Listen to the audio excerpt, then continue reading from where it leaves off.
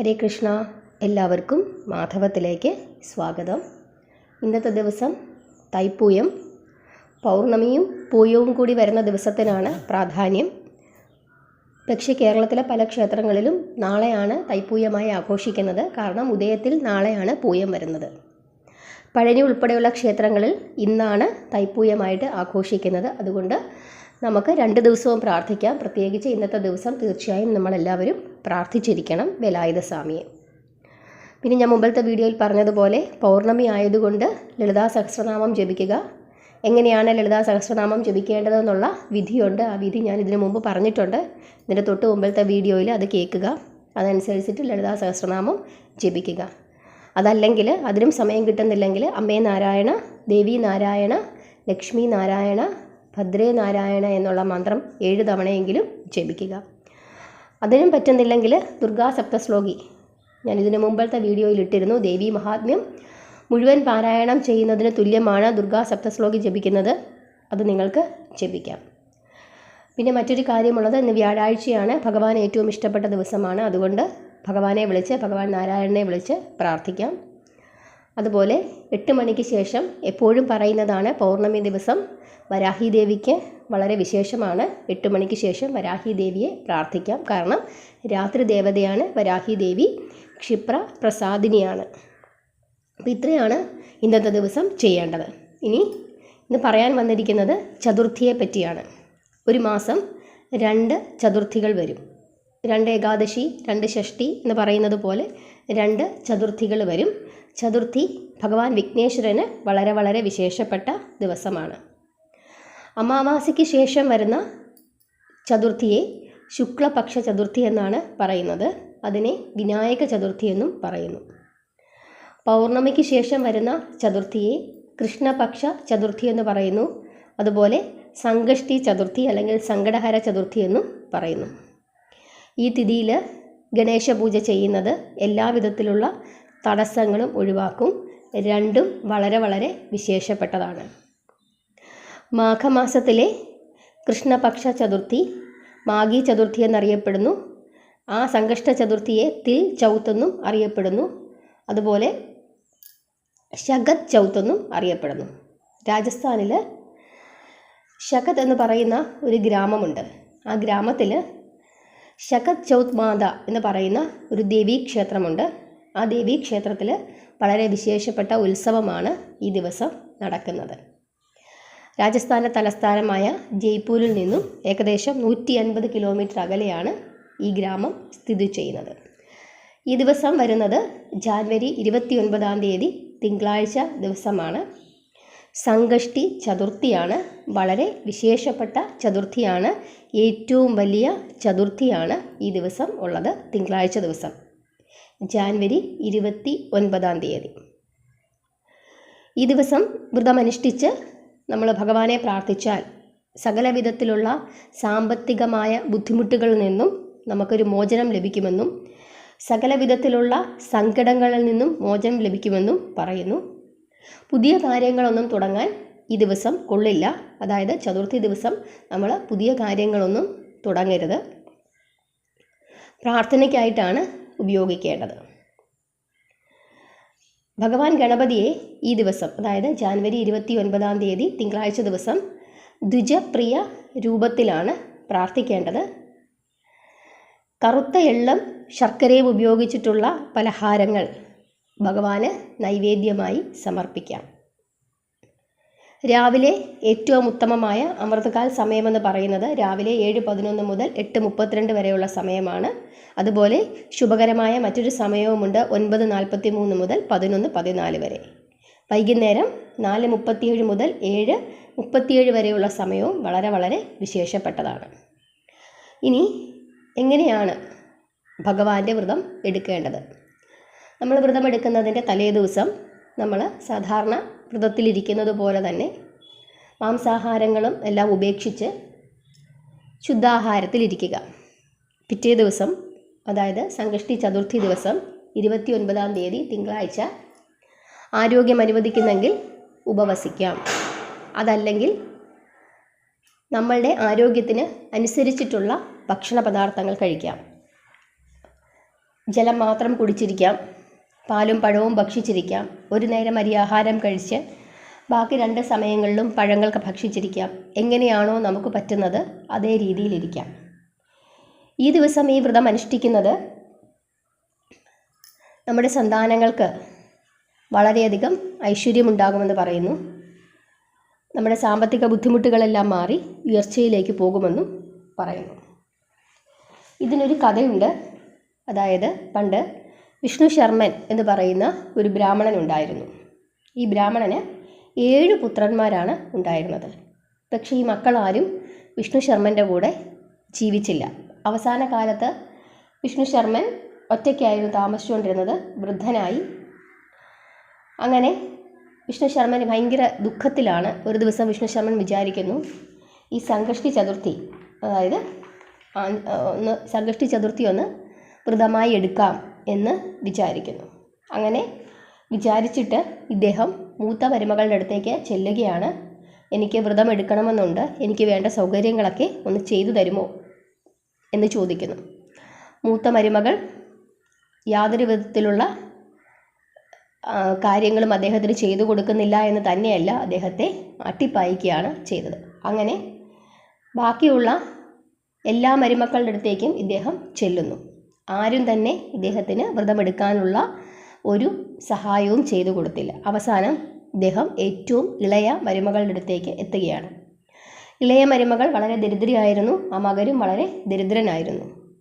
അവരുടെ അടുത്ത് ചെല്ലുന്നു. എന്നിട്ട് പറയുന്നു, എനിക്ക് ഇതുപോലെ വ്രതം എടുക്കണം, എനിക്ക് വേണ്ട സൗകര്യങ്ങളൊക്കെ ഒന്ന് ചെയ്തു തരുമോ എന്ന് ചോദിച്ചു. ഇളയ മരുമകൾ സന്തോഷത്തോടു കൂടി അത് സ്വീകരിക്കുകയും അവരുടെ കയ്യിൽ വ്രതം എടുക്കുന്നതിന് വേണ്ടിയിട്ട് ഇദ്ദേഹത്തിനെ സഹായിക്കാനായിട്ട് ഒരു പൂജ ചെയ്യുന്നതിന് വേണ്ട സാധനങ്ങൾ പോലും മേടിക്കാനുള്ള പണമില്ലായിരുന്നു. പക്ഷേ ഈ ഇളയ മരുമകൾ ഭിക്ഷ എടുത്തിട്ട് കുറച്ച് പൈസ സമ്പാദിച്ച് വ്രതത്തിന് വേണ്ടിയിട്ടുള്ള കാര്യങ്ങളൊക്കെ ചെയ്തു കൊടുക്കുന്നു. അങ്ങനെ ഇദ്ദേഹം വിഷ്ണു ശർമ്മൻ ഈ ദിവസം വ്രതമെടുക്കുകയാണ്. അങ്ങനെ വ്രതമെടുക്കുന്നു. വൈകുന്നേരമായപ്പോഴേക്കും ഇദ്ദേഹത്തിന് തീരെ അവശനാവുകയാണ്, സുഖമില്ലാതാവുകയാണ്. കാരണം ഉപവസിച്ചാണ് ഇദ്ദേഹം വ്രതമെടുത്തത്, പൂജകളൊക്കെ ചെയ്യുന്നുണ്ട്. അങ്ങനെ വൈകുന്നേരമായപ്പോഴത്തേക്ക് അസുഖം കലശലായി. മരുമകൾ രാത്രി മുഴുവൻ ഉറങ്ങാതെ ഇരുന്ന് അമ്മായിയച്ഛനെ ശുശ്രൂഷിച്ചു.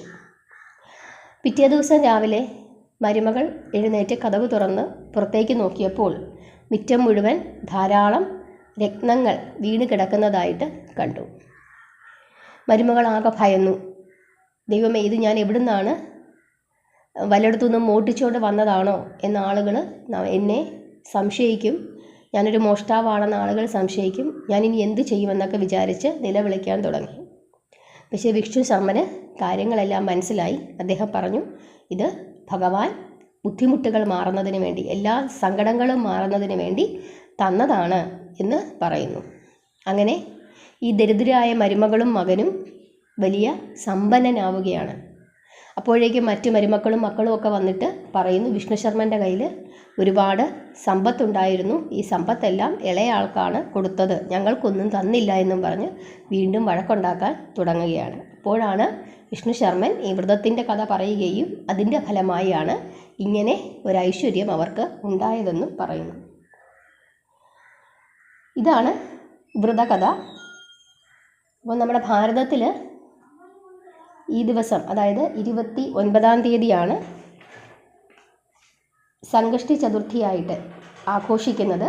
അത് സഗത് ചൗത്ത് എന്നും തിൽ ചൗത്ത് എന്നും അറിയപ്പെടുന്നു. തിൽ എന്ന് വെച്ചാൽ എന്താണെന്ന് അറിയാമല്ലോ, എള്ള്, കറുത്ത എള്ള്.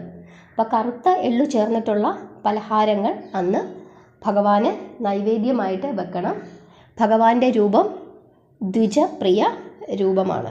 ആ രൂപത്തിൽ ഭഗവാനെ പ്രാർത്ഥിക്കുക.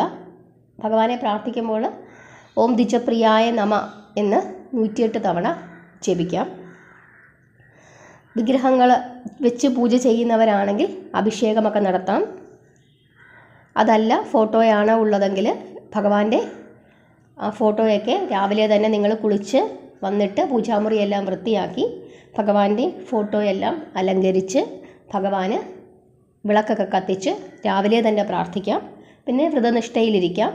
വൈകുന്നേരവും അതേപോലെ തന്നെ പ്രാർത്ഥിക്കാം. ഭഗവാന് 2 നേരവും നൈവേദ്യം വെക്കാൻ പറ്റുന്നെങ്കിൽ വെക്കുക. പരമാവധി നൈവേദ്യങ്ങൾ വെക്കാൻ പറ്റുന്നെങ്കിൽ വെക്കുക. എത്ര നൈവേദ്യം വെച്ചാലും അത് വളരെ ഐശ്വര്യമാണ്. എള്ളും ശർക്കരയും ഉപയോഗിച്ചിട്ടുള്ള പലഹാരങ്ങൾ കൂടി വെക്കണം എന്ന് മാത്രമേ ഉള്ളൂ. അതുപോലെ ഭഗവാന് നൈവേദ്യം വെക്കുമ്പോൾ അല്ലെങ്കിൽ ഭഗവാന് പൂജ ചെയ്യുമ്പോൾ തുളസി ഇലകൾ പാടില്ല. അത് പ്രത്യേകം ഓർക്കുക. എള്ളും ശർക്കരയും അരിപ്പൊടിയും ഒക്കെ ഉപയോഗിച്ച് ഉണ്ണിയപ്പം ഉണ്ടാക്കാം. അതല്ലെങ്കിൽ എള്ളുണ്ട ഉണ്ടാക്കാം. അങ്ങനെയൊക്കെ നമുക്ക് വെക്കാം. എത്രത്തോളം വെക്കാൻ പറ്റുന്നോ അത്രത്തോളം വെക്കാം. ലഡുവൊക്കെ ഉണ്ടാക്കി വെക്കുകയോ അല്ലെങ്കിൽ കടയിൽ നിന്ന് മേടിച്ച് വെക്കുകയോ തേങ്ങാമുറി വെക്കുകയോ ഒക്കെ ചെയ്യാം. നമുക്ക് പറ്റുന്ന കാര്യങ്ങളെല്ലാം ഭഗവാന് വെക്കാം. ഭഗവാൻ വളരെ സുന്ദരനായ ഒരു ഭഗവാനാണ് അല്ലേ. ഭഗവാന് വളരെ നമ്മുടെ ഹിന്ദു വിശ്വാസപ്രകാരമുള്ള സകല ദേവന്മാരിലും ഏറ്റവും കൂടുതൽ സൗന്ദര്യമുള്ള ദേവനെന്ന് പറയുന്നത് ഭഗവാൻ വിഘ്നേശ്വരനാണ്. നമ്മൾ നോക്കിയാലറിയാം ഭഗവാൻ എത്രത്തോളം അലങ്കരിച്ച് എപ്പോഴും നല്ല ഒരുങ്ങിയാണ് ഭഗവാൻ ഇരിക്കുന്നത്. അപ്പോൾ നമ്മുടെ വീട്ടിൽ ഭഗവാന്റെ ഫോട്ടോയൊക്കെ ഉണ്ടെങ്കിൽ നന്നായിട്ട് ഒരുക്കി വെക്കാനായിട്ട് ശ്രമിക്കുക. അതുപോലെ കറകപ്പുല്ല് ഭഗവാന് വലിയ ഇഷ്ടമാണ്. അത് നമ്മുടെ വീട്ടിൽ തന്നെ നമുക്ക് നൈവേദ്യമായിട്ട് ഭഗവാന് വെക്കാം. പരമാവധി പലഹാരങ്ങളൊക്കെ വെക്കുക. ഭഗവാനെ പ്രാർത്ഥിക്കുക. സന്താനങ്ങൾക്ക് വളരെയധികം ഐശ്വര്യമാണ് അന്നത്തെ ദിവസം പ്രാർത്ഥിച്ചാൽ. കാരണം രാജസ്ഥാനിലെ സകത്ത് എന്ന് പറയുന്ന ഗ്രാമത്തിൽ സകത്ത് ചൗത്ത് മാത ദേവിയാണ്. ആ ദേവി എന്ന് പറയുന്നത് പാർവതി ദേവിയാണ്. ദേവിയുടെ ഉത്സവമാണ്. പുത്രന്മാർക്ക് വേണ്ടി അവിടുത്തെ സ്ത്രീകൾ ദേവിയോട് വ്രതമെടുത്ത് പ്രാർത്ഥിക്കാറുണ്ട്. കാരണം നമ്മൾ ഇതിനു മുമ്പ് ഒരു കഥ പഠിച്ചിട്ടുണ്ട്. അതായത് ഭഗവാൻ വേലായുധ സ്വാമിയോടും വിഘ്നേശ്വരനോടും ലോകം ചുറ്റി വരാനായിട്ട് പറയുന്ന കഥ. അപ്പോൾ ഭഗവാൻ ഈ 7 തവണ അച്ഛനെയും അമ്മയും വലത്ത് വെച്ചത് ഈ ഇന്നത്തെ ദിവസം ഈ ഒരു സങ്കട ചതുർത്ഥി ദിവസമാണെന്നാണ് പറയുന്നത്. അതുകൊണ്ട് അന്ന് അമ്മ ബാലനായ വിഘ്നേശ്വരനെ അനുഗ്രഹിക്കുന്നുണ്ട്. അതേപോലെ തൻ്റെ പുത്രന്മാരെയെല്ലാം അനുഗ്രഹിക്കും ദേവി എന്നാണ് പറയുന്നത്. അതുകൊണ്ടാണ് കുഞ്ഞുങ്ങൾക്ക് വളരെ ഐശ്വര്യമാണെന്ന് പറയുന്നത്. അപ്പോൾ നമ്മൾ വിഘ്നേശ്വരനെ പ്രാർത്ഥിക്കുന്നതിൻ്റെ കൂട്ടത്തിൽ നമ്മൾ എപ്പോഴും പറയുന്നതാണ് മഹാദേവനെയും അമ്മ പാർവതി ദേവിയെയും വേലായുധ സ്വാമിയും ഓർത്ത് പ്രാർത്ഥിക്കണം. ആ കുടുംബത്തെ ഓർത്ത് പ്രാർത്ഥിക്കണം. പ്രത്യേകിച്ച് വിഘ്നേശ്വരനെ കൂടുതലായിട്ട് പ്രാർത്ഥിക്കണം. നൈവേദ്യങ്ങളൊക്കെ വെക്കുമ്പോൾ തുളസി ഇലകൾ ഒരിക്കലും അന്നത്തെ ദിവസം ഉപയോഗിക്കരുത്. വിഘ്നേശ്വരന് പ്രത്യേകിച്ച് വഴിപാട് ചെയ്യുമ്പോൾ തുളസി ഇലകൾ ഉപയോഗിക്കരുത്. ഇനി എല്ലാ സ്ഥലങ്ങളിലും ഈ 29-ാം തീയതി തിങ്കളാഴ്ചയാണ്. 29-ാം തീയതി തിങ്കളാഴ്ചയാണ് ഈ ദിവസം, ചതുർത്ഥി ദിവസം. പക്ഷേ അമേരിക്കയിൽ മാത്രം ഞായറാഴ്ചയാണ്. അപ്പം അമേരിക്കയിലുള്ള ആളുകൾ ആരെങ്കിലും കാണുന്നുണ്ടെങ്കിൽ ഈ ചതുർത്ഥി വ്രതം എടുക്കേണ്ട ദിവസമെന്ന് പറയുന്നത് ഞായറാഴ്ച ദിവസമാണ്.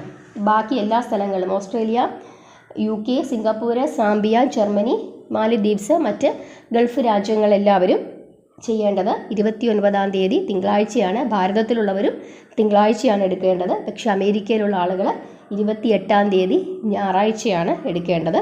അത് ഓർക്കുക. പിന്നെ വ്രതം അവസാനിപ്പിക്കേണ്ടത് പിറ്റേ ദിവസം. എന്നാണോ വ്രതം എടുക്കുന്നത് അതിൻ്റെ പിറ്റേ ദിവസം. തിങ്കളാഴ്ച വ്രതം എടുക്കുന്നവർ ചൊവ്വാഴ്ച രാവിലെ നമ്മൾ വിളക്ക് കത്തിച്ച് സാധാരണ പ്രാർത്ഥിക്കുന്നത് പോലെ പ്രാർത്ഥിച്ച് തീർത്ഥം കുടിച്ച് നമ്മുടെ വ്രതം അവസാനിപ്പിക്കാം.